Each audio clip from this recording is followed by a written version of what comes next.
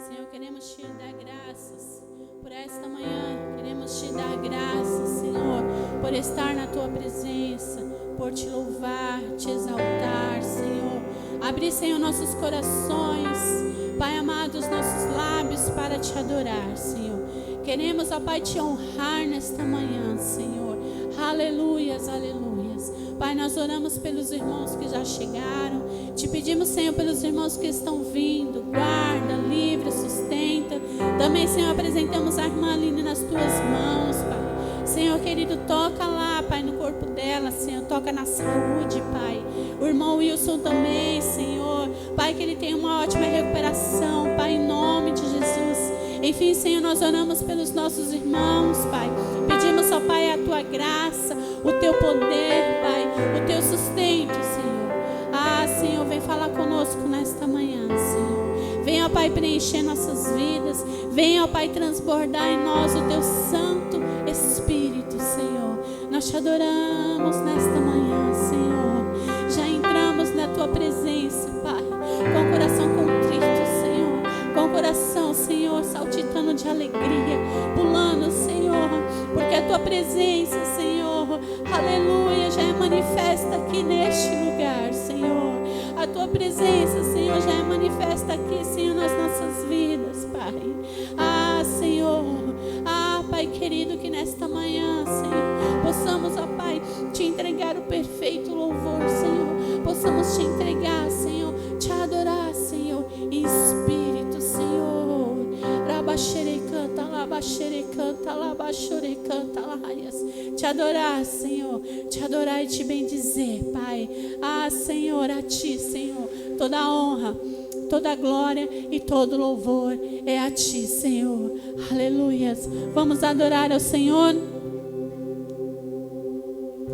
Ele é digno de honra, de glória e de louvor. Aleluias.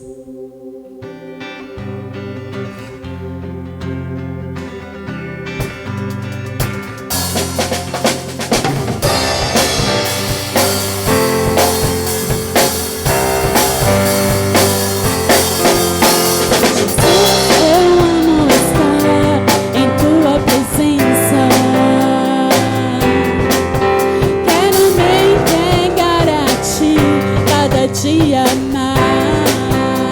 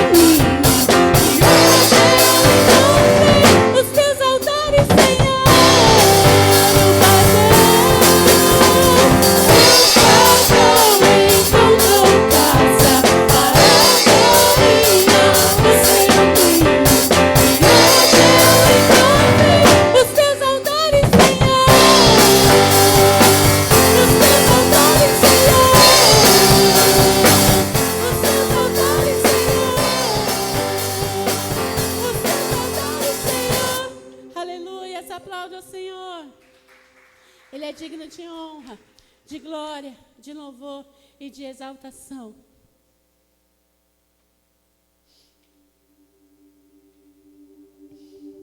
Aleluias, aleluias. Feche seus olhos em nome de Jesus. Nesta manhã nós já declaramos que encontramos o Senhor. Encontramos lugar de adoração. O lugar que nos rendemos a Deus. É a presença dEle. É a vontade dEle. Aleluias. Adore ao Senhor. Diga palavras de adoração ao Senhor. Diga a Ele o quanto é importante estar na casa dEle. O quanto é importante estar na presença dEle. Oh, te adoramos, Senhor. Te adoramos, Senhor. Te adoramos. Abre o teu coração ao Senhor. Abre a tua vida ao Senhor. Tantos planos nós fazemos, quantas situações não passamos, mas a palavra diz que a resposta exata ela vem do Senhor. A resposta perfeita ela vem do Senhor. Labaxere canta, labaxere canta, labaxere canta, labas. Grande é o Senhor e muito digno de louvor. Na cidade do nosso Deus, seu santo monte, a alegria de toda a terra.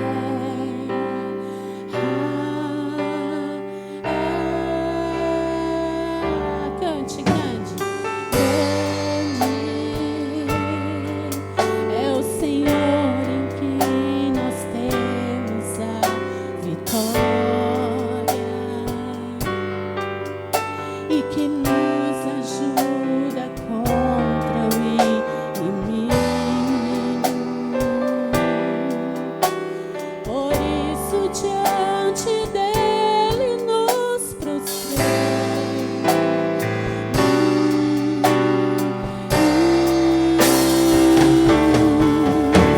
Queremos o seu nome engrandecer e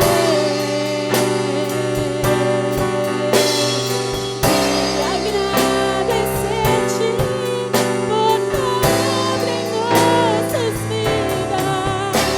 Confiamos em teu infinito amor,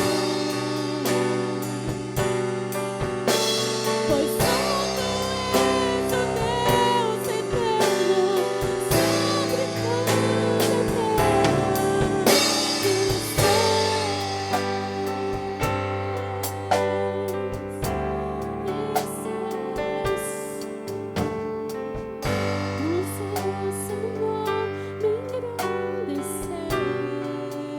Aleluia.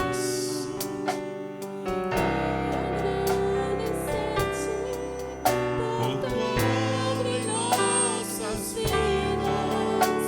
Confiamos em seu infinito amor, Pois só tu és o Deus eterno sobre toda a terra e céu.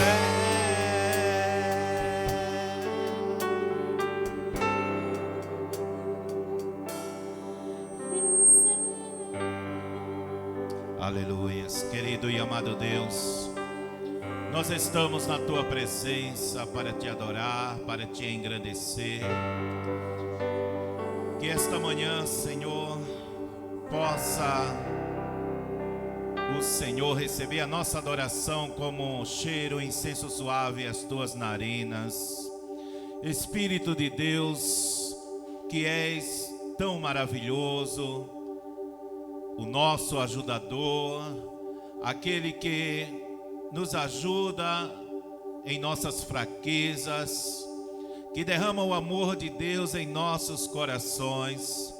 Nós te adoramos e nós exaltamos ao Pai e ao Filho por conta da tua glória dentro de nós, por conta do teu poder, Senhor, sobre nossas vidas. Oh, aleluias, inspira-nos nesta manhã para cultuarmos em verdade e em espírito, Senhor.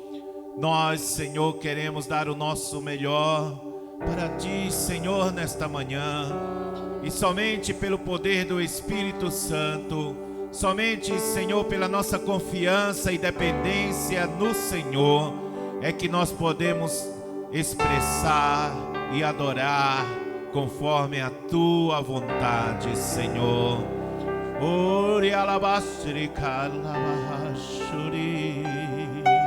Você que está nos acompanhando pela internet, você que chegou até aqui, adore ao Senhor, exalte com suas palavras, com seus sentimentos, com a sua fé, com todo o teu ser. Diz a Bíblia, exalte ao Senhor na beleza da sua santidade. Comece a declarar palavras que magnifiquem o seu nome. Nós te adoramos, Senhor. Oh, aleluias. Toda honra, toda glória, toda majestade. Oh, Jesus, toda glória. Recebe o nosso louvor. Recebe a nossa adoração, Senhor. A glória do Senhor enche a terra.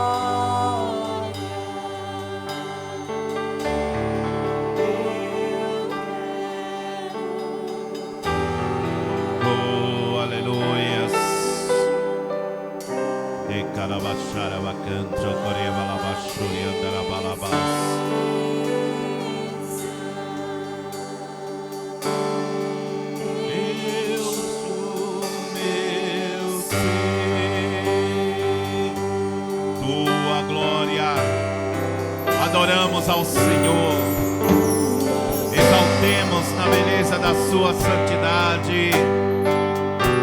Oh, aleluias.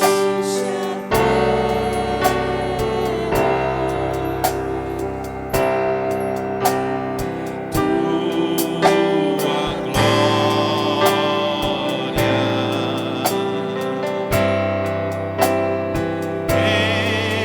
enche o céu neste santo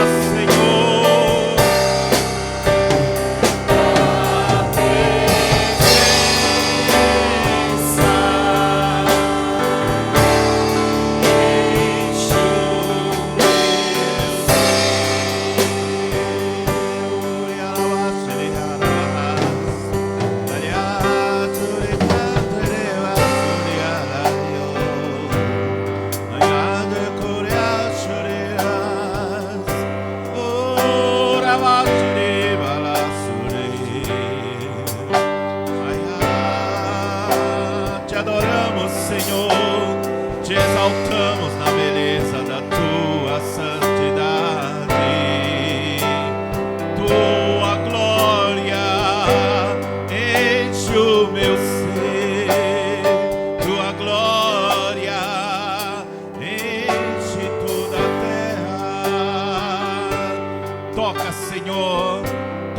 coração daqueles que estão se sentindo solitários, daqueles que estão, Senhor, sofrendo, daqueles que estão, Senhor, em um leito de hospital, aqueles que estão, Senhor, se sentindo vazio, aqueles que estão tristes e abatidos. Oh, Espírito de misericórdia, Espírito de súplica, que a Tua glória manifeste na vida de cada um, Senhor. Manifesta, Senhor, sobre aqueles que estão neste momento esperançosos de uma manifestação gloriosa do Teu poder. Enche do Teu Espírito a cada um, Senhor, nesta manhã. Enche do Teu Espírito aqueles que estarão, Senhor, cultuando conosco em outros momentos através da internet. Eu abençoo a sua vida. Você que está nos assistindo, seja agora na parte da manhã, meio-dia, ou na parte da tarde, ou qualquer outro momento, que a glória do Senhor esteja sobre você neste momento agora. Sinta a presença, o poder do Espírito Santo. Encha-se do poder, da glória do Senhor. Está escrito que Cristo habite ricamente em cada um de vocês, falando em salmos, falando em hinos, em cânticos espirituais. Que a glória do Senhor esteja sobre a sua vida neste momento. Oh, aleluias. Glória a Deus.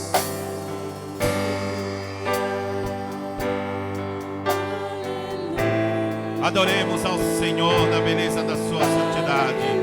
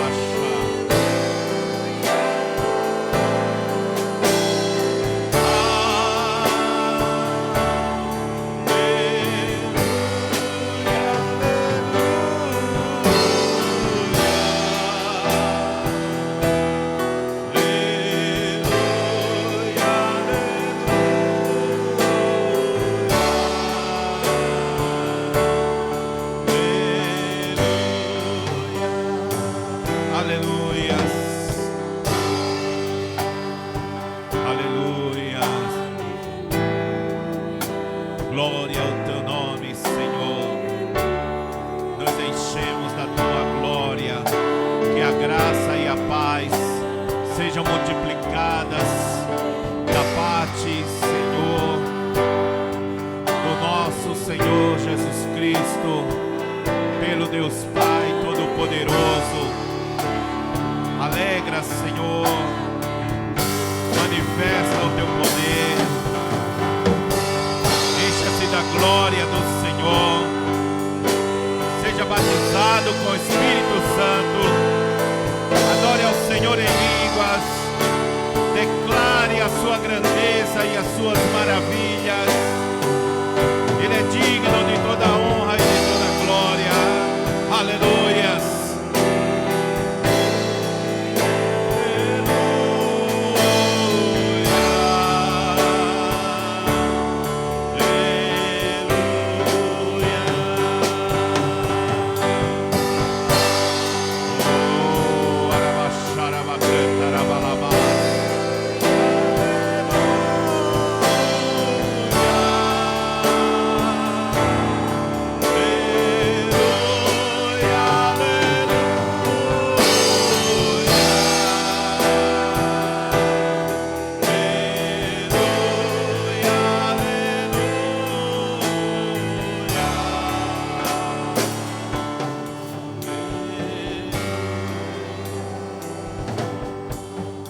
Coloque a mão no seu coração, você que está na sua casa, cultuando conosco. sincero com o Senhor nesta manhã. O que você tem a oferecer ao Senhor? Como está a sua vida, o seu dia a dia? Como está o seu culto a Deus, o seu devocional? Você tem falado com o Senhor? Você tem declarado com os teus lábios o quanto você o ama? Você tem se colocado debaixo da cobertura do seu sangue? Você tem meditado na palavra de Deus? Nesses momentos tão difíceis, nesses momentos onde o terror, o medo, as situações de pressões do dia a dia estão cada vez mais sobre a sociedade. Você tem se deixado sucumbir pelo medo, pela depressão? Ou você tem se posicionado como um verdadeiro cristão na presença do Pai e declarado com os teus lábios que você confia inteiramente na palavra de Deus, que você confia inteiramente nas suas promessas? Nós temos promessas maravilhosas para momentos difíceis. Nós temos o conforto das palavras do nosso Deus para não deixarmos que a angústia, a depressão, a ansiedade venham a sucumbir a nossa vida espiritual e assim por diante. Mas precisamos estar atentos, com os nossos olhos voltados para o Senhor. Está escrito na palavra dele, olhando para Jesus, o autor e consumador da nossa fé. Então, Senhor, eu oro por este meu irmão, por esta minha irmã, que de repente, por algum motivo, tem desviado seus olhos para outras coisas deste mundo. E, ó Pai, as pressões de Satanás têm deixado esta pessoa prostrado, rendido ao pecado, rendido às coisas que não agradam a Ti. Mas pelo poderoso nome do Teu Filho Jesus, eu oro para que essa pessoa se erga agora. Se ela está afastada, se ela está se desviando, que o ânimo dela renove-se no Senhor. Que, ó Pai Celestial, as forças dela sejam agora reativadas pelo Teu poder. Porque está escrito que é o Teu poder que renova as nossas forças, Senhor. Então, que o poder do Senhor passe agora sobre esta pessoa e ela seja restaurada, ela seja curada, ela seja liberta pelo poder do nome de Jesus Cristo. Aleluias. Ore calabaxerebaço. Aleluias. Tocou-me, Senhor. Peça para o Senhor te tocar com fé. E o Espírito Santo vai fazer coisas maravilhosas na tua vida. Adoremos ao Senhor com este louvor.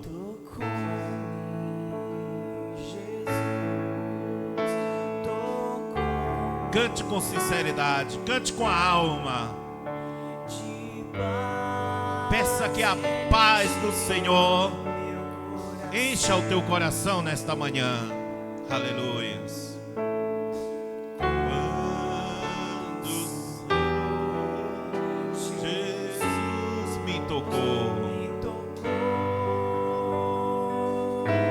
Ele te livra nesta manhã.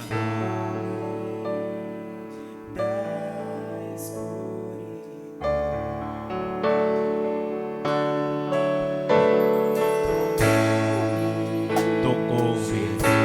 Toca, Jesus. Toca, Jesus, no coração desta pessoa.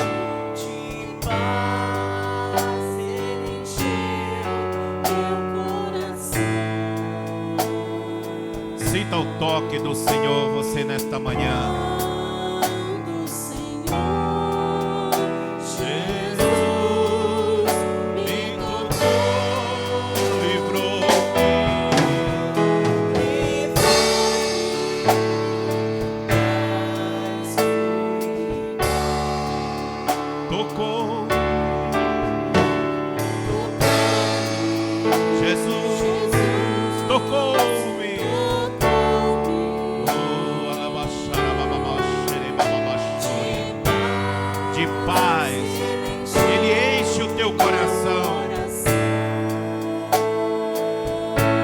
Quando você deixa que o toque de Jesus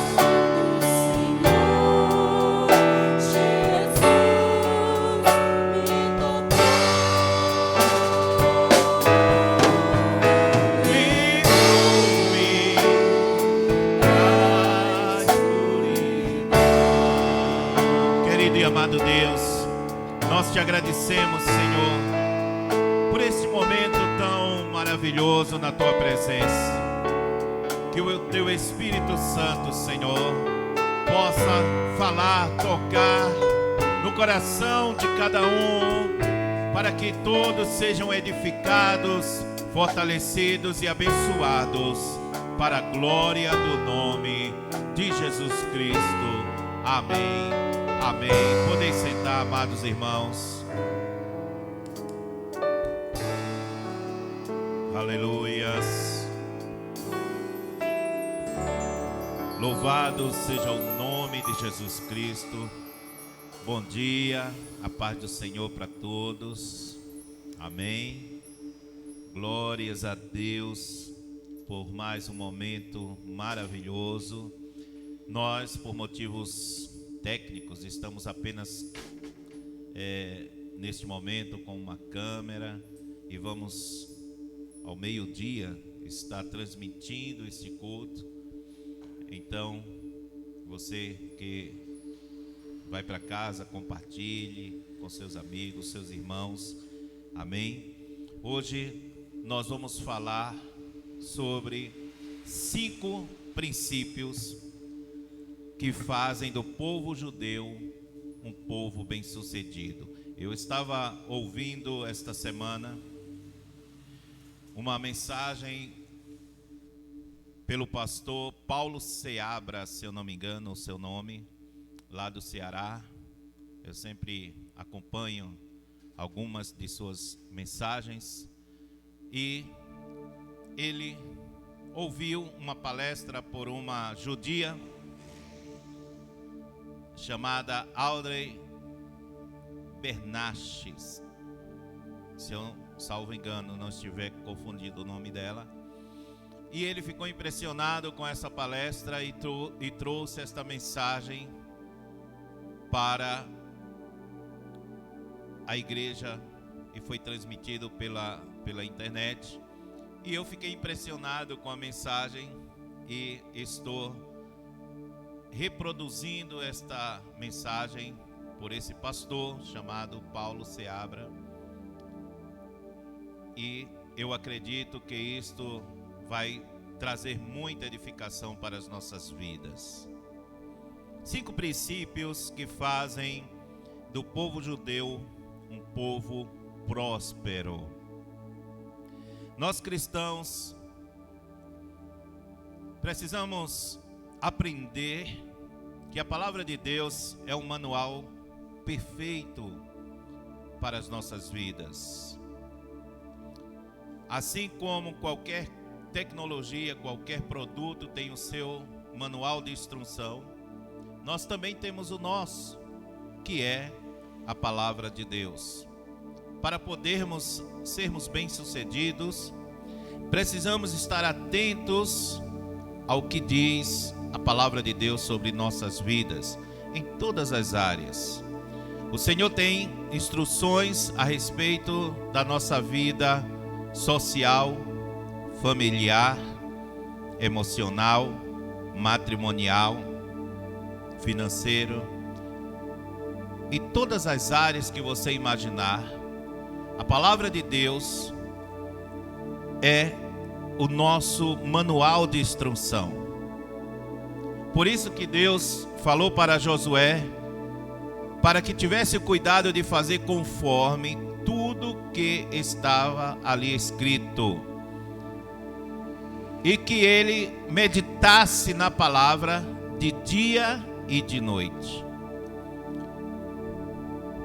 Eu não vou falar de porcentagem, de estatísticas, porque eu não tenho, mas eu percebo que a maioria dos cristãos é o povo que menos observa as instruções da palavra de Deus. Ao ponto que, em determinado tempo no passado, alguém falou para mim que tinha preguiça de ler a Bíblia. Não gostava de ler a Bíblia. E quando uma pessoa diz que não gosta de ler a Bíblia, ela simplesmente está desprezando a palavra de Deus. E lá em Provérbios a Bíblia diz: aquele que despreza a palavra perecerá. Seja qual for a área que você precisa, necessita, mas despreza as instruções de Deus, seja de forma consciente, como esta pessoa, ou seja de forma inconsciente, porque não conhece, sempre haverá um prejuízo na vida dessa pessoa. Porque a palavra de Deus é o manual para nós sermos bem-sucedidos. E, como vocês sabem, os judeus, Israel é um povo que foi escolhido por Deus. Desde a chamada de Abraão, foi feita uma aliança, e Deus falou que não somente abençoaria a Abraão, como também sua descendência. Mas Deus estabeleceu princípios para que eles obedecessem a Ele, a Deus. Em Deuteronômio 28 está determinado bênçãos e maldições. E se eles obedecessem, eles seriam abençoados. Se eles desobedecessem, eles seriam amaldiçoados. Depois vocês leem Deuteronômio 28. E talvez vocês, ou alguns que estão nos assistindo, digam: pastor, mas nós vivemos a nova aliança, e por que falar sobre isso? Porque, em primeiro lugar, Deus não mudou. Ele não muda. Em segundo lugar, as promessas de Deus para os judeus foram estritamente materiais, com reflexos espirituais que apontavam para Cristo, o Messias, e consequentemente para a igreja, para nós, nos dias atuais. Nós somos a igreja de Cristo. O propósito de Deus para a igreja é espiritual. A Bíblia diz que Ele já nos abençoou com toda sorte de bênçãos nos lugares celestiais em Cristo Jesus. Mas muitos não alcançam essas bênçãos e vivem uma vida totalmente medíocre espiritualmente. Anos se passam na igreja, mas mesmo assim há esta dificuldade de alcançar, de viver as bênçãos que o Senhor nos prometeu. Uma pessoa inteligente observa a sua vida e faz uma análise daquilo que é estabelecido por Deus, e ela determina se o que ela está vivendo é as bênçãos e promessas de Deus ou não. E se não, ela precisa fazer uma reflexão. Paulo usou uma expressão: examine-se, pois, o homem a si mesmo, falando da sua vida em relação a tomar a Santa Ceia.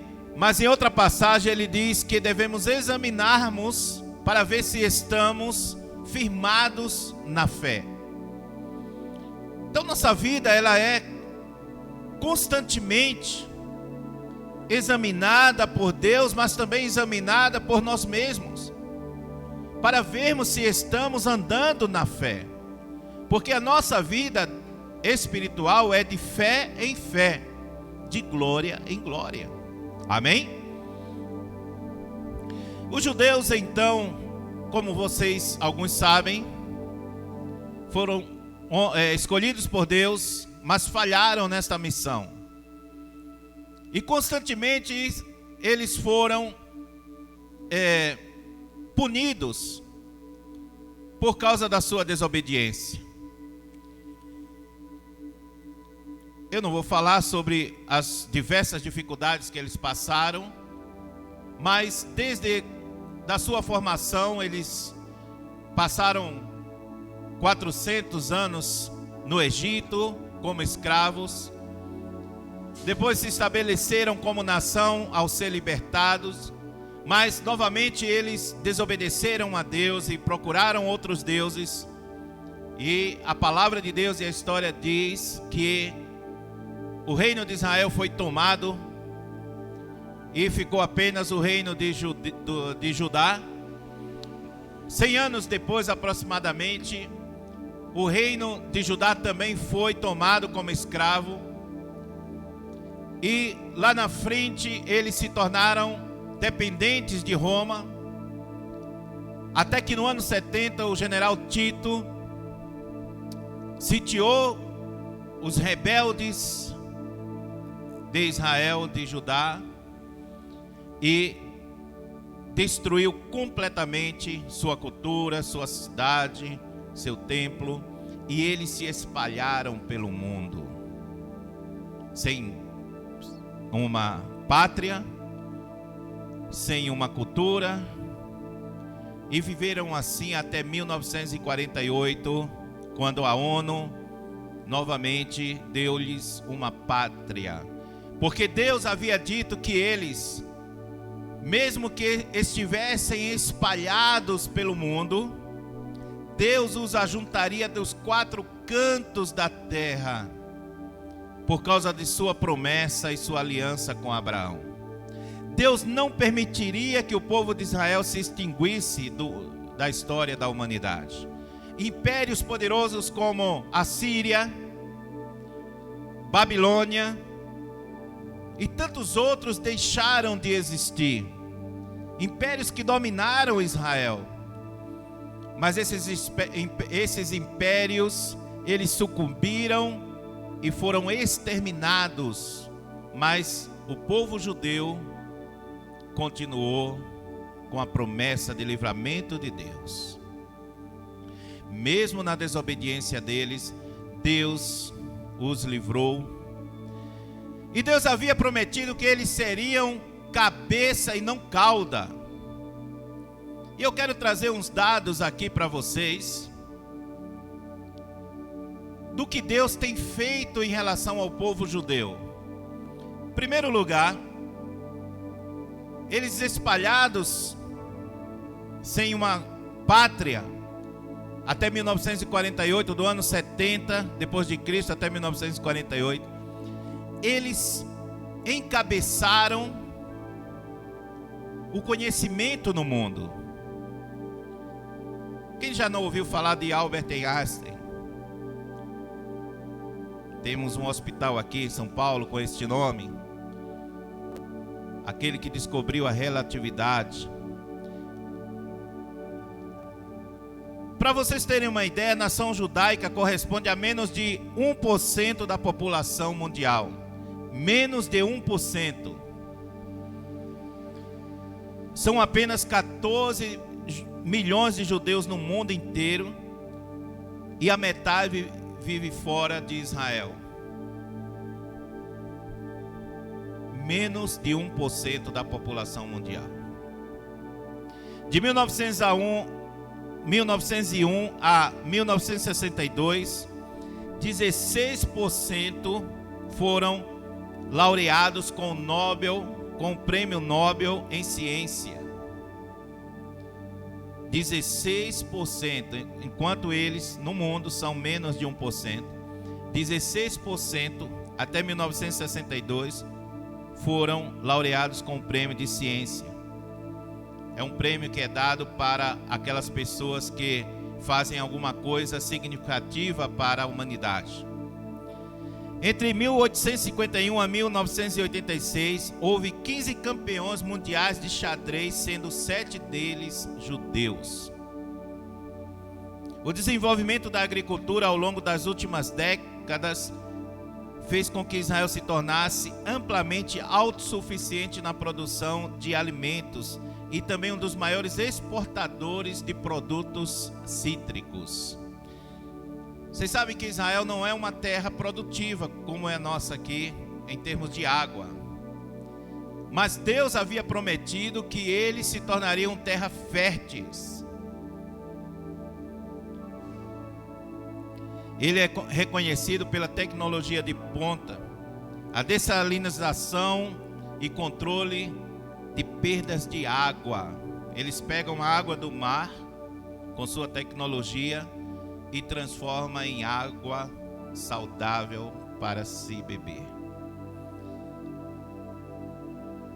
No final, uma outra curiosidade coloquei aqui, no final do século XX havia mais árvores plantadas lá que no início do século.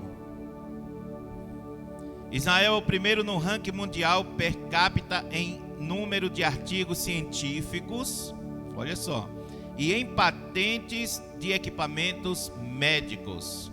O celular que você tem, mais de 50% tem tecnologia judaica. Dessa nação veio o primeiro aparelho de detecção de câncer de mama, isento de radiação, porque até então os testes tinham radiação que prejudicavam a mulher. E eles foram os primeiros que desenvolveram essa tecnologia, bem como a primeira filmadora em forma de cápsula ingerível. Olha só, que examina o intestino delgado contra o câncer, na prevenção do câncer. 129 é o número de judeus ganhadores do prêmio Nobel, líderes em serem agraciados com o título. Então nós temos muitas outras coisas, ou muitas outras descobertas, e nomes que não está listado aqui, que fazem deste povo, que é menos de 1% da população mundial, se tornarem, em termos de conhecimento e de ciência, serem os cabeças intelectuais deste mundo na área científica e tecnológica. E então, esta mulher chamada Audrey, ela está no YouTube, ela dando essa palestra, esse pastor vendo, ele também um estudioso do povo judeu, resolveu trazer esta mensagem. Eu achei muito interessante, porque isso serve para o nosso dia a dia como cristão. Muitas pessoas estão sofrendo dificuldades e problemas, não porque Deus os está provando, mas porque não existem princípios que foram adotados, seja por problemas familiares, seja por educação, seja por cultura, seja qual for o processo que impediu. Principalmente nós brasileiros temos muita dificuldade e precisamos aprender aquilo que vai nos fazer melhor. Amém? A Bíblia diz: tudo que for bom, tudo que for puro, tudo que for amável, de boa fama, nisto pensai. Então, a primeira coisa que nós vamos meditar está em Provérbios capítulo 22 e o versículo 29. Provérbios 22 e o versículo 29, que diz assim: você já observou um homem habilidoso em seu trabalho? Será promovido ao serviço real, não trabalhará para gente obscura. Provérbios 22 e 29. Então, o primeiro princípio que os judeus buscam, e isto é um comportamento que deve ser levado para qualquer pessoa. Nas empresas, hoje temos palestras sobre isso. Em qualquer lugar onde se fala sobre melhoria contínua, ou sobre melhoramento da personalidade, etc. Esses princípios são aplicados e está aqui em Provérbios. Você não precisa ir buscar com coach, com pessoas deste mundo, porque a palavra de Deus tem tudo que diz respeito à vida e à piedade. Então, este versículo, ele diz: você já observou um homem habilidoso em seu trabalho? Ele será promovido ao serviço real. O que isso quer dizer? Que princípio é este que permeia este homem habilidoso? É o princípio da excelência. Fale comigo assim: princípio da excelência.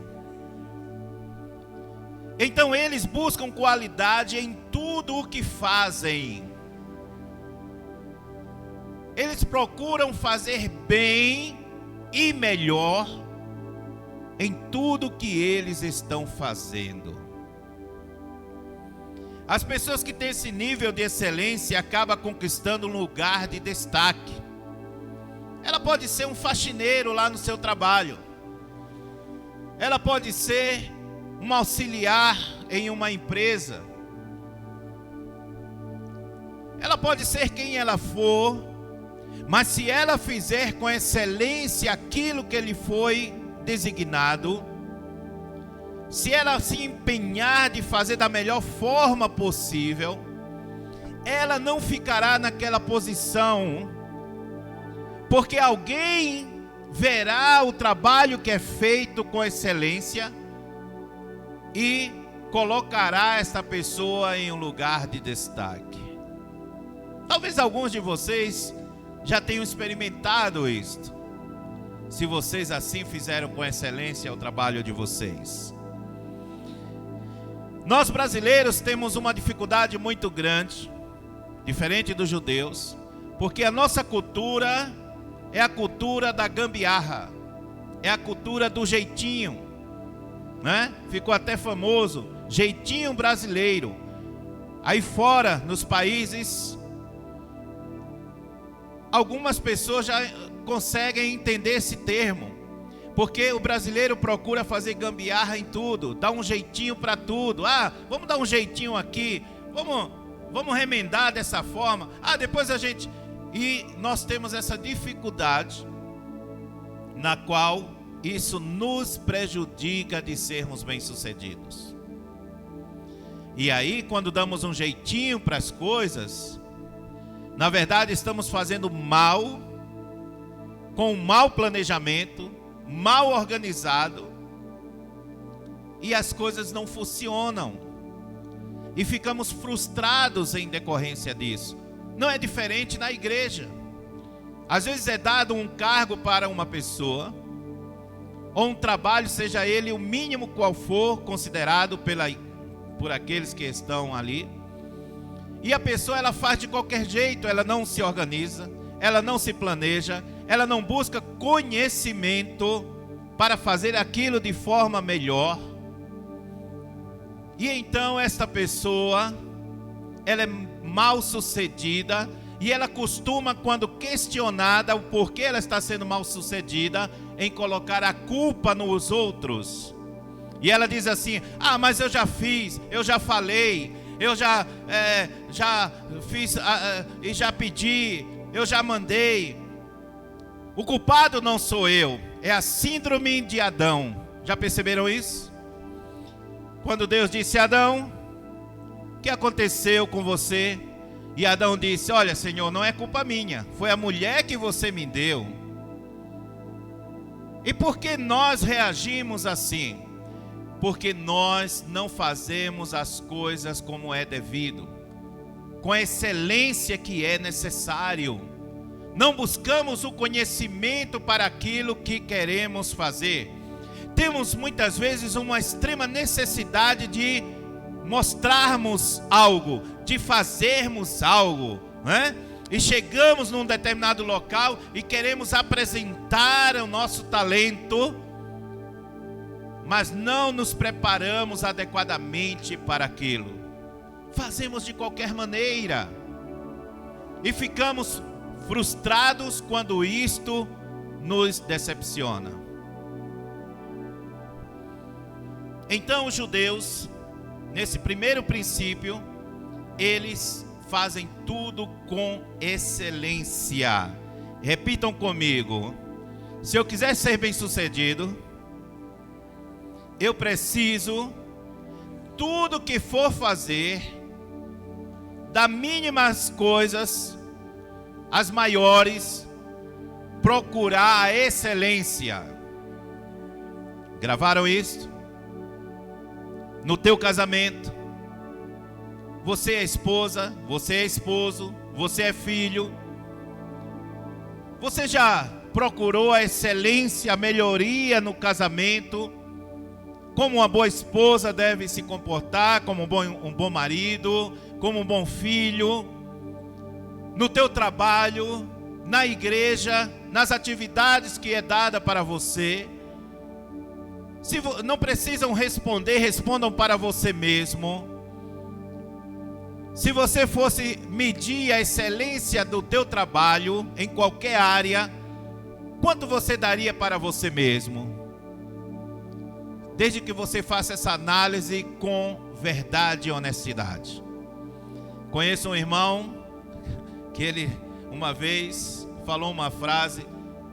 Ele disse assim: eu, gabado por mim mesmo, sou uma boa pessoa. Não faça esse exame de forma soberba e presunçosa, mas faça esse autoexame, obrigado, irmão, de forma honesta e verdadeira para você e Deus. Se você fosse medir o grau da sua excelência em alguma atividade, qual seria o número que você daria de 1 a 10? Tudo que fazemos, precisamos buscar a excelência.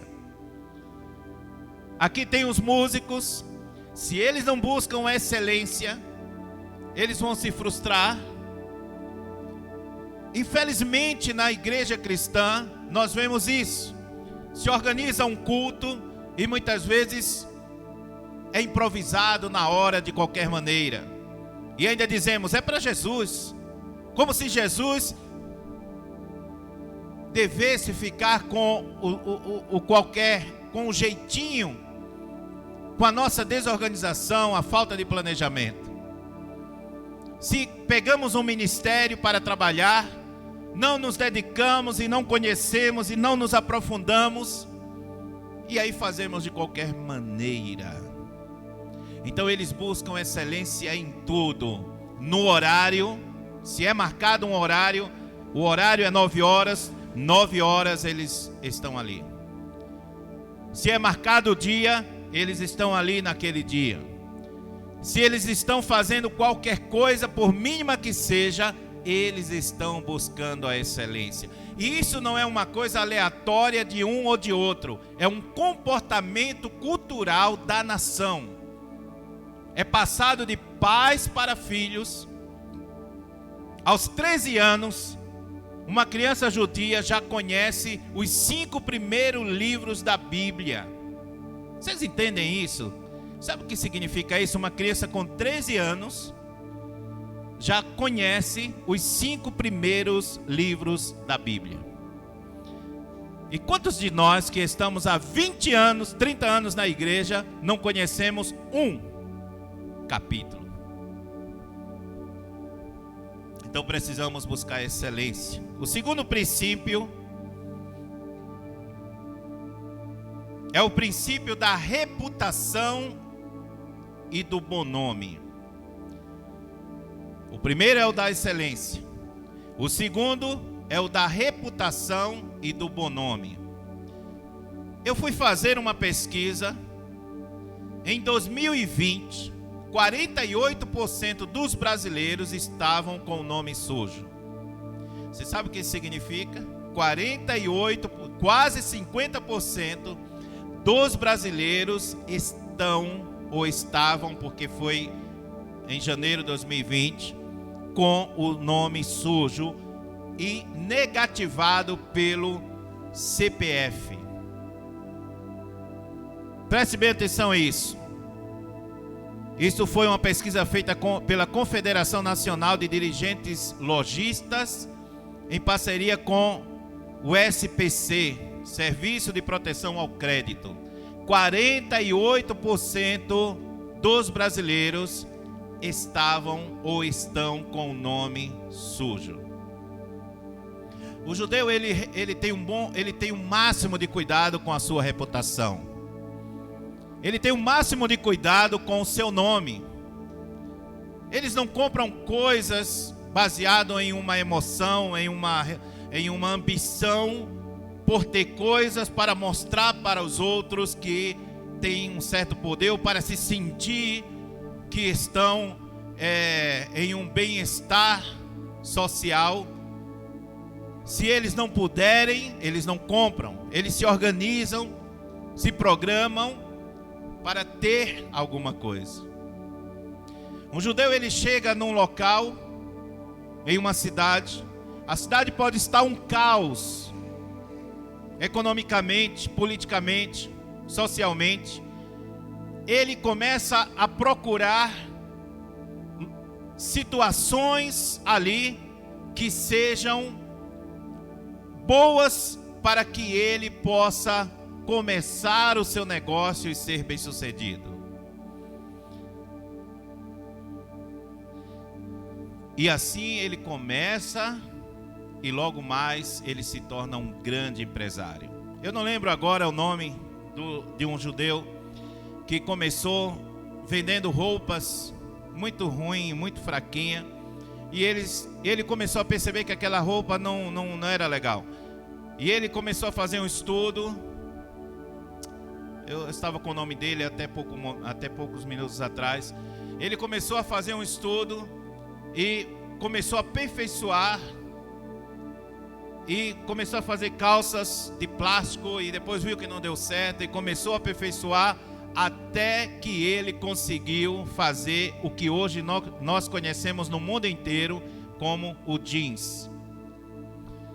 E este homem se tornou multimilionário no mundo inteiro. Ele é conhecido, o seu produto é conhecido. Vocês entendem isso? Excelência e bom nome, reputação.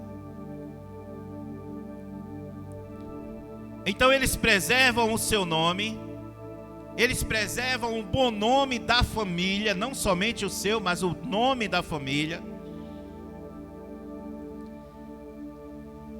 A nação tem que primar pelo bom nome a família, a igreja e instituições. Isso está em Provérbios capítulo 22 e o versículo 1. Diz assim o texto da palavra de Deus: mais vale o bom nome do que as muitas riquezas, e o ser estimado é melhor do que a prata e o ouro. Mais vale o bom nome do que as muitas riquezas. Porque uma pessoa pode ser muito rica, mas se ela não tiver um bom nome, uma boa reputação, no momento que ela cair, ela não terá como se levantar. No entanto, se ela não tiver tanta riqueza, mas ela tiver um bom nome, uma boa reputação, ela alcançará crédito de toda a sociedade. Então, por exemplo, quando eu comecei a Shalom, eu tinha 20 e poucos anos, eu era muito novo. E eu sabia que os olhos de pastores e de muitos cristãos ao redor deste local estariam sobre mim com a intenção de me julgar e de talvez pensando que eu estava abrindo igreja para ganho próprio. Imagine um jovem de 26 anos abrindo um ministério. Eu estava inspirado porque lá em Manaus eu ajudei 2 pastores a abrir igrejas e vim para São Paulo, não conhecia ninguém. E o Senhor colocou essa semente no meu coração. E eu sabia que eu estaria com os olhos de todos do bairro, pastores, igrejas, irmãos, sobre mim. Esse moleque abrindo igreja, ele não tem doutrina, ele é muito novo. Qual é a intenção dele? Então eu prezei e tive cuidado com o meu bom nome. E o tempo foi passando. Hoje os pastores da região me conhecem, muitos irmãos me conhecem e me respeitam, não por causa de outra coisa, mas do meu nome que procurei preservá-lo, da boa reputação que procurei manter. Isso é bíblico. Mais vale o bom nome do que muitas riquezas. Mas você não deve apenas resguardar o seu nome, como você deve também ser estimado. Isso é muito importante. Você ser estimado pelas pessoas, aonde você passar. Eu conheço fulano de tal. Fulano de tal é muito bom, uma pessoa legal, uma pessoa honrada, uma pessoa maravilhosa. Isso é importante. Então, aqui diz, e o ser estimado, está dando 2 princípios. O primeiro é de ter um bom nome. O segundo é de ser estimado. Porque senão você passa, talvez você tenha até um bom nome, mas você passa, alguém olha e diz assim, eu não suporto aquela pessoa. Sempre vai haver alguém que fale isso, mas isso não pode ser um consenso geral. Amém? Por quê? Porque nós, acima do nosso nome, levamos um nome que é acima de todos os nomes, que é o nome poderoso de Jesus. E por levarmos o nome de cristão, você sabe o que significa cristão? Significa pequenos cristos. Pequenos Cristo, melhor dizendo. Então, você representa um bom nome poderoso de Jesus Cristo. E aonde você for, este nome tem que estar resguardado pelo seu comportamento. E não somente resguardado pelo bom nome que você deve ter, como também estimado. A Bíblia diz que a igreja crescia e se fortalecia no Novo Testamento, no seu começo, e caía na graça do povo. Você sabe por que muitas igrejas não caem na graça do povo? Porque as pessoas não procuram ter o cuidado com o bom nome que carregam de Jesus, nem o seu próprio nome. Há muitos cristãos que estão devendo, estão com o nome no Serasa, no CPF, o CPF negativado e tantos outros lugares. São pessoas que estão causando escândalos ao bom nome de Jesus. Então o judeu, ele tem este cuidado para manter a sua reputação e o seu nome. Terceiro princípio. Isso aqui é forte. O brasileiro tem o costume de achar que sabe tudo. Você já percebeu que tem pessoas que nem conseguem ficar perto de você porque ele se acha melhor do que você? Tem pessoas que você vai conversar com ela e ela tem sempre uma palavra melhor do que a sua. Tem pessoas, na maioria das vezes, nós como brasileiros temos a cultura de acharmos que sabemos sobre a vida do outro melhor do que ele mesmo. É verdade ou não? Então nós temos uma opinião para o casamento de fulano, nós temos uma opinião para tudo, mas temos dificuldade de ouvir. E somos pessoas difíceis de serem ensinadas, porque existe uma arrogância dentro da nossa cultura de acharmos que somos melhores do que os outros. E você vê isso no trabalho, você vê isso na vizinhança, você vê isso na igreja, você vê isso em qualquer área, em qualquer lugar, em qualquer local. Os judeus não são assim. Preste bem atenção a isso. Os judeus, eles são pessoas que gostam de ser aconselhados. Isso é uma coisa cultural da nação. Um exemplo, meu filho está estudando faculdade, e então ele chega para mim e fala assim: pai, eu queria saber o que fazer em relação a isto e aquilo outro. O que o judeu faz? Ele diz assim: filho, vá na casa de fulano, que o filho de fulano já se formou, e ele tem experiência sobre essa matéria, e você vai na casa de fulano, porque ele vai te ensinar. Qual é o brasileiro que faz isso? Filho, vá na casa do primo tal, porque ele é bem sucedido no negócio tal, e você vai aprender com ele como você empreender o seu próprio negócio. Qual é o brasileiro que faz isso? Nós vamos comprar um carro, por exemplo. Nunca tivemos carro, mas não temos a humildade de chegar para o outro e dizer assim: olha, eu estou precisando comprar um carro ou uma casa. Eu não tenho muita experiência como negociar ou como fazer. Você tem uma opinião? Você tem um conselho para mim? Fazemos isso? Não. Nós temos a cultura do medo, a cultura de que quanto mais calado ficar, melhor é para o diabo não roubar a nossa bênção. Isso não existe.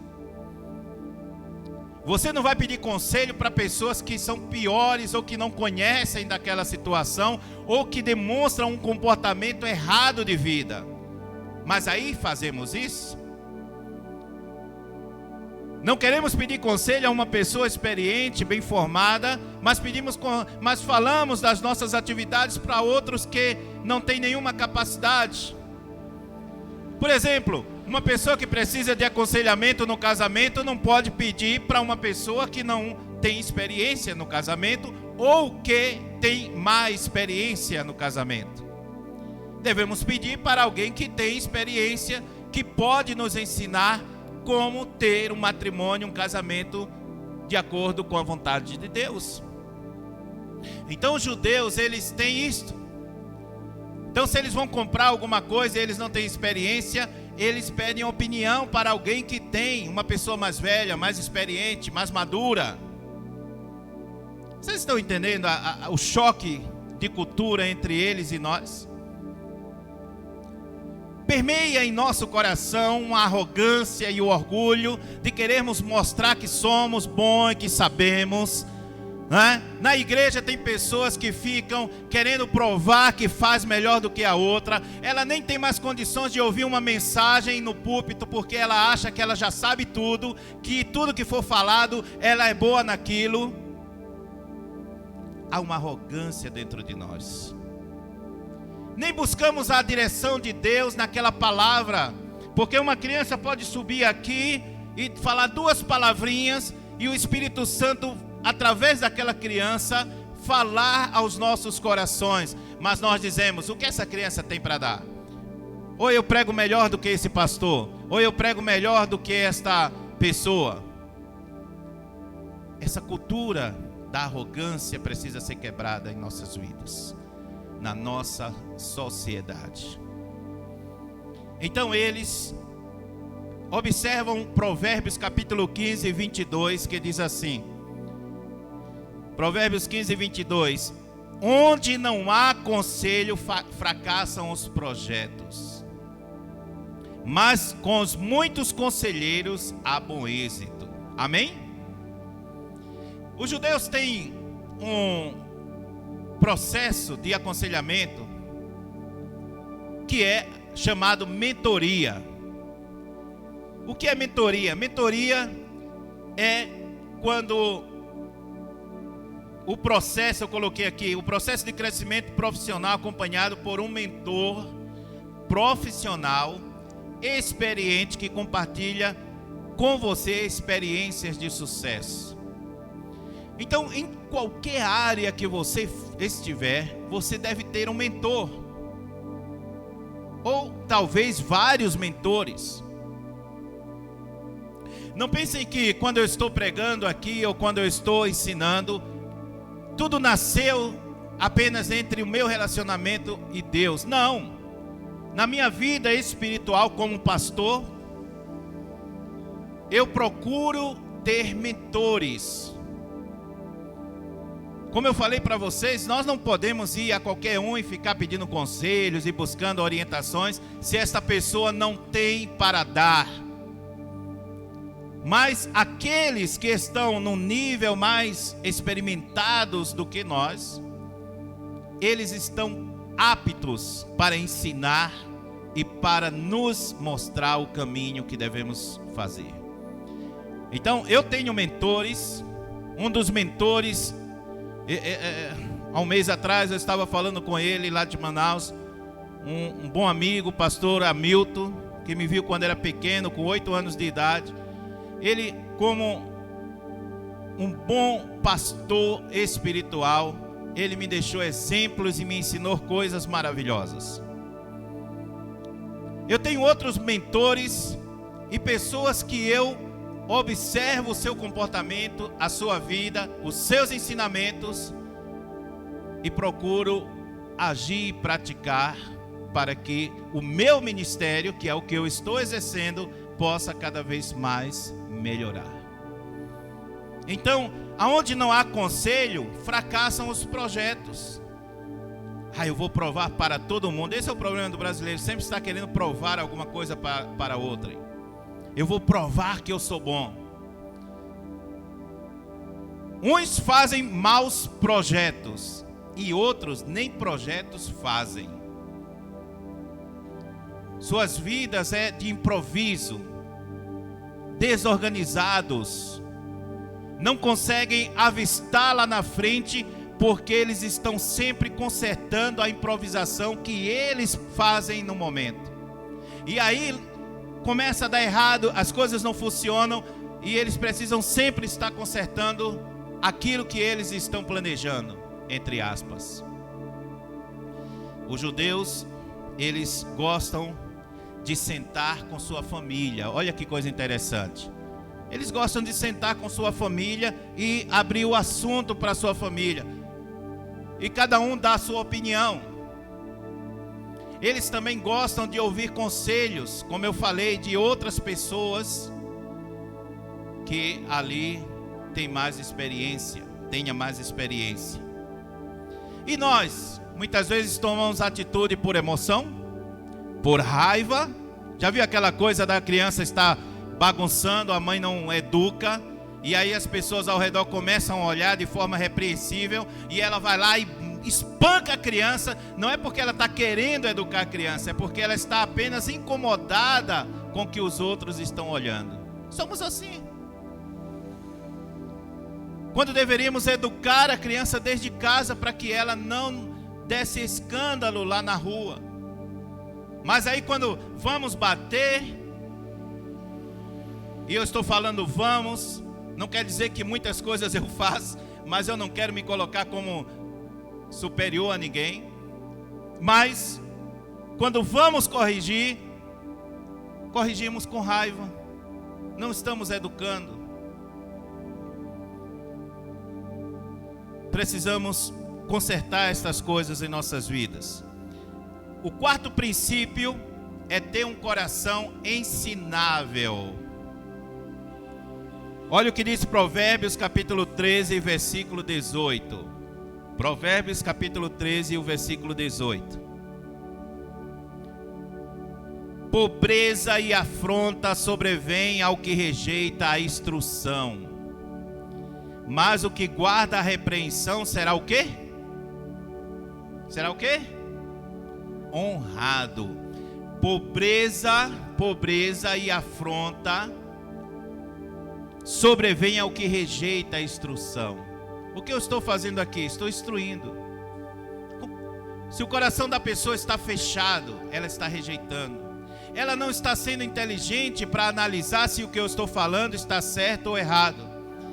Muitas vezes ela prefere se fechar no seu casulo de orgulho, de arrogância, e não consegue fazer um autoexame de si próprio para que isto possa trazer correções à sua vida sem planejamento, sem organização. Então, esta pessoa, quando assim age, está rejeitando a instrução. Ela está com o coração fechado, e isto não pode trazer o quê? Riqueza. Não estou falando de riqueza financeira apenas. Estou falando de sucesso, de prosperidade em qualquer área da nossa vida. Você pode até ter finanças limitadas, mas você pode ter um ótimo casamento, ser próspero e rico no seu casamento, na educação dos seus filhos, nos cargos que você exerce na igreja, no seu trabalho, ser excelente, próspero e reconhecido e estimado por aqueles que estão ao seu redor. O seu patrão passa e diz assim: olha, esse camarada, esta mulher tem futuro, vou ficar de olho nele. De repente ele até diz assim: você tem algum estudo? Eu só tenho o ginásio, como chama hoje, o ensino básico. Olha, eu vou pagar os estudos, você vai fazer faculdade porque você é uma pessoa excelente. Lembra o que o Provérbios falou? Que essa pessoa fica no lugar de destaque por ser habilidoso naquilo que faz. O judeu acredita que a disciplina é necessária, e aqueles que dizem verdades precisam estar por perto. Olha que visão. Enquanto nós queremos pessoas que fiquem nos bajulando: olha, você é bom, caramba, puxa, né? Você é bom. Nós queremos ser cercados de pessoas que nos bajulem. Os judeus, eles não se importam de ter pessoas que critiquem, claro, de forma construtiva. Existem dois tipos de crítica: a destrutiva, que é para prejudicar e ver o outro pior, e a construtiva, que é para ajudar o outro, né? Para ajudar o outro. É assim. Agora mesmo eu fui corrigido pelo pastor Léo. Ele vai estar nos ouvindo. Como nós não estamos ao vivo agora, vai ser gravado, está sendo gravado porque temos problemas técnicos ali com a internet. Eu coloquei ali e tal, na correria coloquei compreensão com C. E ele falou: Jetro, não acha ruim não, mas é com S. Obrigado, pastor Léo. E daí? O que isso diminui a mim? Nada, isso me ajuda. Amém? Isso me ajuda. Eu estou acostumado a orar pelas pessoas e ter testemunho de pessoas sendo curadas. Mas eu fiquei 3 anos com uma enfermidade. E eu nem lembrava disso. A Cíntia me lembrou que um dia eu chamei elas para orarem por mim. E elas oraram por mim e eu fiquei curado. Agora eu posso comer o que for? Claro, eu não devo exagerar. Vocês entendem isso, irmãos? A Bíblia diz que a humildade precede a honra. Ou seja, para você ser honrado, você tem que ser humilde. E humildade às vezes é difícil. Aí de repente eu olho lá o pastor Léo. Quem é o pastor Léo para me corrigir? Isso é orgulho, é soberba. Ele é meu amigo, ele tem o direito de me corrigir. É assim que o judeu vê as coisas. Mas se eu for corrigido vai parecer que eu sou menor do que ele. É assim que o brasileiro vê as coisas. Nós precisamos mudar essa cultura. Amém? Nós temos a Bíblia, que é a palavra de Deus. Obrigado, pastor Léo. Então eles amam ser repreendidos. Repreensão traz a pessoa de volta ao caminho. Ajuda a clarear as ideias. Olha o que diz Hebreus capítulo 2, versículo 11. Capítulo 12, versículo 11. Diz assim: nenhuma disciplina parece ser motivo de alegria no momento. Na verdade, toda correção ao presente não parece ser de gozo. Não parece. Quando você é repreendido, a primeira situação é você se fechar, ficar chateado. Essa é a primeira, reação nossa. Nessa tradução aqui diz assim: mas sim de tristeza. Mais tarde, pensando melhor, aí é eu que estou colocando aqui a palavra. Mais tarde, porém, produz fruto de justiça e de paz para aqueles que por ela foram exercitados. Porém, mais tarde produz fruto pacífico aos que têm sido por ela exercitados, fruto de justiça. Então, na hora a correção, ela parece ser algo muito ruim, que está ali batendo no nosso ego. Mais tarde, ela produz fruto de paz e de justiça. Amém? Vocês já imaginaram Jesus dizendo, preste atenção a isso, Jesus dizendo assim: olha, eu vou lá em Jerusalém e vou morrer, e ao terceiro dia vou ressuscitar. Aí Pedro diz o quê? Não, Senhor, de modo algum te suceda isso. Não parecia bom isso? Era uma bajulação, não era a realidade, não foi isso que Jesus veio fazer. Jesus já havia explicado para ele. Aí Jesus disse: para trás de mim, Satanás, não conhece as coisas que são de Deus, somente as que são dos homens. Que dureza, que repreensão. Mas produziu em Pedro fruto de justiça e paz. Ele se tornou um dos principais apóstolos que levou o evangelho, e hoje nós estamos aqui por causa dele. Amém? Quinto princípio e último para terminar: gratidão e generosidade. O judeu acredita que Deus providencia determinados padrões. Preste atenção bem a isso, se você quiser ser bem sucedido. O judeu acredita que Deus providencia determinados padrões a diferentes pessoas, mas doam o excedente. Olha só que visão. Com doações generosas que fazem, eles ajudam a construir grandes universidades e projetos. Certamente esses princípios explicam apenas em parte o sucesso do povo judeu, mas ainda assim, se aplicados em nossa vida diária, não duvido de que vão gerar grandes transformações. Eu vou explicar isso aqui, mas leiam comigo Provérbios 11, 24 e 25.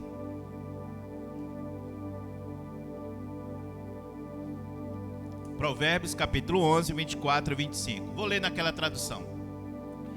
Uns dão com generosidade e têm cada vez mais. Outros retêm mais do que é justo e acabam na pobreza. Olha a visão que o judeu tem desse versículo. Presta atenção a isso. Isso é, quando eu vi essa visão judaica, eu fiquei empolgado. Os judeus entendem que Deus dá uma medida financeira em qualquer área, uma casa, um carro, dinheiro, trabalho, seja o que for. Os judeus entendem que Deus dá uma medida justa para cada um, certo? Amém? Uma medida justa, ele entende, seja pouco, seja muito, conforme a soberania dele, ele dá essa medida justa a cada um. Os judeus entendem isso. Mas vocês perceberam que ali tem dizendo assim, vou ler nessa tradução: e ao que retém mais do que é justo, é para a sua perda. O que quer dizer isso? Os judeus entendem que Deus dá uma medida justa para cada um e, eventualmente, ele dá um excedente, ou seja, algo mais. E aquele algo mais não é para ser usado para você. Olha que visão. É para ser usado para o teu próximo. É para ser usado para o reino de Deus. Vocês entenderam isso? Os judeus, vou repetir, os judeus entendem que Deus dá uma medida justa para cada um. Seja pouco ou seja muito. E Ele dá um excedente, Ele dá algo mais em determinados momentos. Esse algo mais é para que nós usemos no reino dEle, na obra dEle e para o nosso próximo. Entenderam agora? Então, por isso que o versículo diz assim: ao que retém mais do que é justo, quer dizer, mais do que aquilo que você recebeu como porção, é para sua perda, porque não é para você. Isso é uma visão esplêndida. Amém? Você sabe que os judeus, eles não perdem tempo com assistencialismo. 1 quilinho de feijão para um, 5 quilos de arroz para outro. Não, eles não têm essa visão. Isto é assistencialismo. A visão do judeu é o seguinte. Olha só a visão do judeu. O filho de fulano está fazendo faculdade. Tá. Ele tem dificuldade de pagar a faculdade. Mas o filho de fulano é um cara organizado, disciplinado, é uma pessoa estudiosa. Sabe o que o judeu faz? Ele pega aquilo que é mais excedente, aquilo que é excedente, que está passando, né? Ele não pensa assim, eu vou ter um carro melhor, eu vou ter uma casa melhor. Não, ele pega aquela parte que ele entende que é mais do que justo para ele, e ele chega na casa do filho de fulano e diz: pai, o seu filho tem futuro. Eu estou vendo que ele é uma pessoa disciplinada e estudada. Eu estou trazendo aqui uma oferta para a faculdade dele. Isso é uma visão perfeita e esplêndida.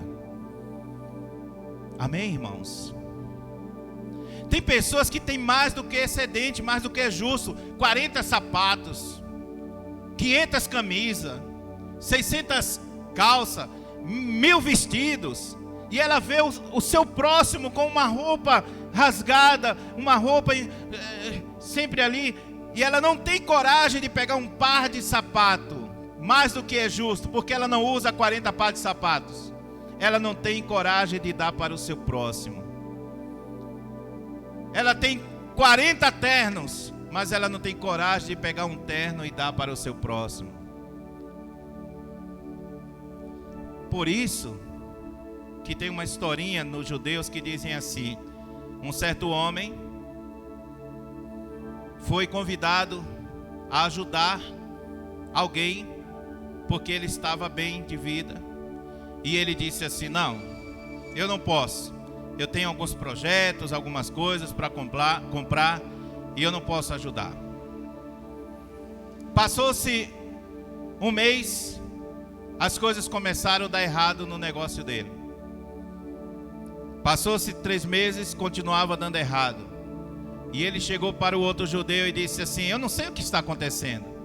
Eu estava bem, tudo perfeitamente bem, mas as coisas começaram a dar errado, eu estou só perdendo. Aí aquele amigo disse assim: sabe por quê? Você reteve o excedente, mais do que era justo. Por isso que está dando errado na sua vida tudo. Vocês entenderam isso, irmãos? Pegaram isso? Vamos ficar de pé em nome de Jesus. Eu espero que esta mensagem tenha ajudado você. Aqui na nossa igreja, eu até falei ontem com ela, tem uma pessoa que eu admiro muito, a Marta, com esse trabalho de decoração. As coisas que acontecem aqui na igreja, eu nem procuro meter o bedelho. Ah, vamos fazer tal coisa. Ela fica, essa semana mesmo ela estava mandando lá um negócio, como fazer o seu escritório, como colocar tal quadro, fazer não sei o que. Eu nem falo nada, porque isto é um dom que ela tem e ela faz com excelência. Mas tem outras pessoas que fazem também com excelência aqui.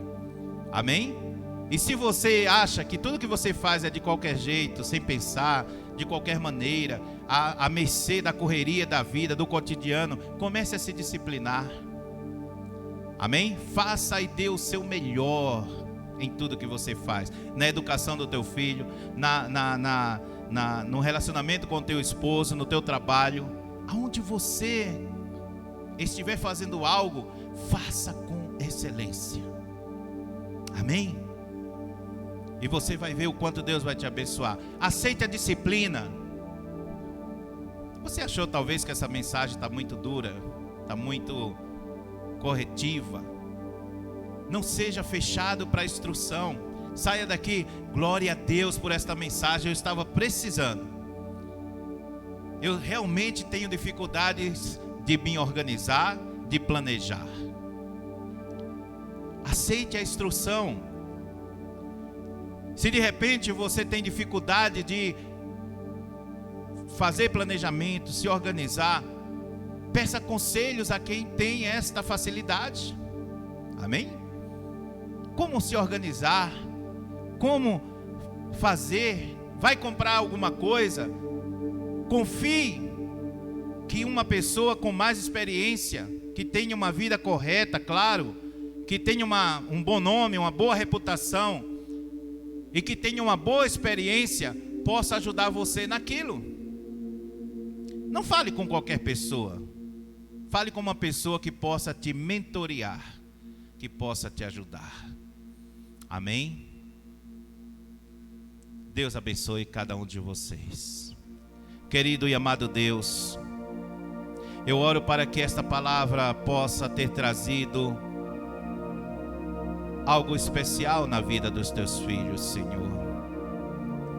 Porque esta é a nossa meta, esta é no nosso objetivo, Senhor.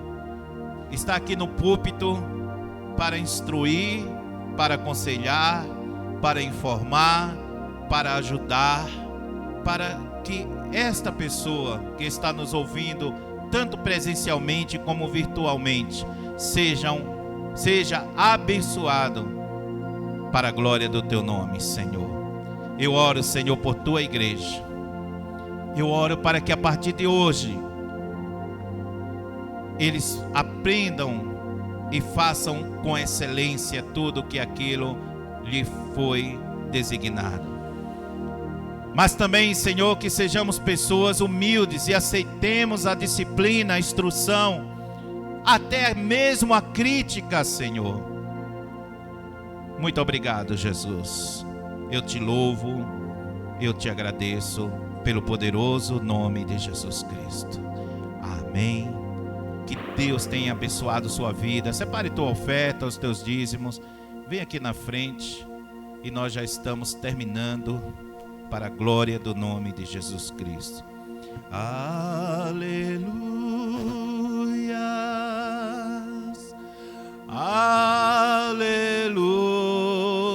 Aleluias, aleluias,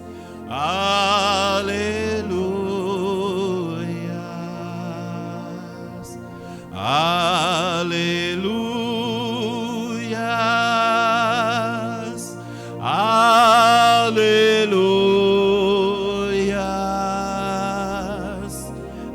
aleluias, aleluias. Pai amado e querido, eu te agradeço, Senhor, por este momento tão especial, pelas ofertas e dízimos colocados diante do teu altar. Que a tua graça abençoe e multiplique na vida de cada um, Senhor, tudo aquilo que eles, ó Pai Celestial, têm investido no teu reino, na tua casa, para a tua obra, Jesus. Pai, que meus irmãos, tanto os que estão aqui como os que estão nos assistindo, sejam alcançados, Senhor, pelo teu amor, pela tua grandeza. Que estas mensagens tragam paz e segurança, construção espiritual, emocional, Senhor, e em qualquer área das suas vidas. E o teu nome seja exaltado. Nos ensina a excelência de todas as coisas, nos dá sabedoria, nos ajuda a sermos humildes e ouvirmos a disciplina. Que tudo, Senhor, seja feito para o louvor da tua glória, Pai. Que tenhamos, Senhor, uma vida quieta e sossegada para a glória do nome de Jesus. Que a graça do nosso Senhor esteja com todos vocês, não somente hoje, mas para todos sempre. Deus os abençoe. Tenha uma semana abençoada em nome de Jesus Cristo. 1, 2, 3. Aleluia. Deus abençoe a todos. Bom domingo em nome de Jesus.